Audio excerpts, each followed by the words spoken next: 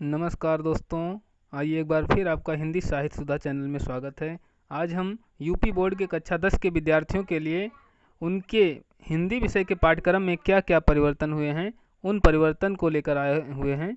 क्योंकि कोविड-19 महामारी के कारण यूपी बोर्ड के संबंधित विषयों में 30% कोर्स को कम कर दिया गया है। आज हम जानेंगे कि हिंदी विषय के अंतर्गत समस्त भागों से लेकर के कितने कोर्स को कम कर दिया गया है। तो ये देर न करते हुए हम बात शुरू करते हैं गद्य संकलन में से। प्यारे बच्चों, गद्य का स्वरूप एवं विकास यानी गद्य साहित्य के इतिहास से शुक्ल युग और शुक्लोत्तर युग को हमें पढ़ना है। गद्य खंड में से आपका पहला पाठ आचार्य रामचंद्र शुक्ल के द्वारा मित्रता जो है वो भी आपको पढ़ना है। जयशंकर प्रसाद के द्वारा ममता पाठ लिखा गया है, इसको भी आप लोग पढ़ेंगे। लेकिन यहाँ पर पद्मलाल पुन्नालाल बख्शी जी का क्या लिखूं पाठ गायब कर दिया गया है गद्य संकलन से आपके। चौथा पाठ है आपका भारतीय संस्कृति, डॉक्टर राजेंद्र प्रसाद के द्वारा, इस पाठ को आपको पढ़ना है। पांचवा पाठ आपका फिर गायब कर दिया जाता है यहाँ से, ईर्ष्या तू न गई मेरे मन से। छठा पाठ आपका पढ़ना है, मैंने टिक भी कर दिया है, भगवत शरण उपाध्याय जी का पाठ है अजंता। और सातवां पाठ आपका कम कर दिया गया है, पानी में चंदा और चांद पर आदमी। इन सब पाठों को आप भली भांति समझ लें। मैंने इस वीडियो में लिखे हुए पाठ जो आपको पढ़ने हैं उनके आगे सही का टिक लगा दिया है, और जो नहीं पढ़ने हैं वे ऐसे ही पढ़े हुए हैं। तो आइए बात करते हैं काव्य संकलन के कौन से पद्य आपको पढ़ने हैं, कौन से पद्य आपको नहीं पढ़ने हैं। काव्य संकलन में सूरदास के पद को आपको पढ़ना है, गोस्वामी तुलसीदास के द्वारा धनुष भंग को पढ़ना है, रस खान के सवैये और कवित्व पढ़ना है, बिहारी लाल के भक्ति और नीति के दोहे पढ़ना है, सुमित्रा नंदन पंत, इसमें आपको चींटी नहीं पढ़ना है, चंद्रलोक में प्रथम बार पद को पढ़ना है। अगला पाठ है महादेवी वर्मा के द्वारा, इसमें से आपको केवल हिमालय से शीर्षक कविता को पढ़ना है।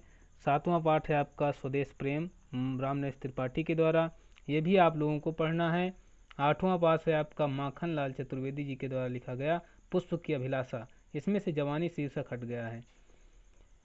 नौवां पाठ है आपका सुभद्रा कुमारी चौहान का झांसी की रानी की समाधि पर, यह पढ़ना है। और 10वां पाठ मैथिली शरण गुप्त का नहीं पढ़ना है। केदारनाथ सिंह का नदी पाठ भी हटा दिया गया है। और 12वां पाठ अशोक वाजपेयी के द्वारा जो भाषा एकमात्र अनंत है शीर्षक से कविता दी गई है, ये आपको पढ़नी है। तथा 13वां पाठ आपका श्याम नारायण पांडे जी के द्वारा लिखा गया हल्दी घाटी को पढ़ना है। अब बात करते हैं संस्कृत परिचायिका की। संस्कृत परिचायिका में आपको प्रथमा पाठा वाराणसी पढ़ना है, द्वितीय पाठा अन्योक्त विलासा पढ़ना है, लेकिन तृतीय पाठा नहीं पढ़ना है।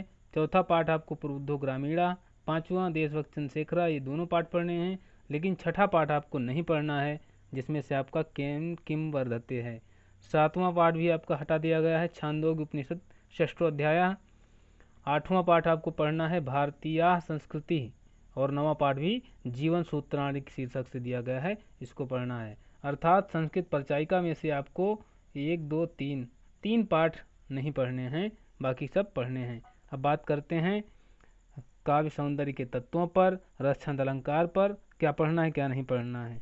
बात करते हैं रस छंद अलंकार में से, तो आपको रस भी पढ़ने हैं जो निर्धारित रहे हैं, छंद भी पढ़ने हैं और अलंकार भी पढ़ने हैं।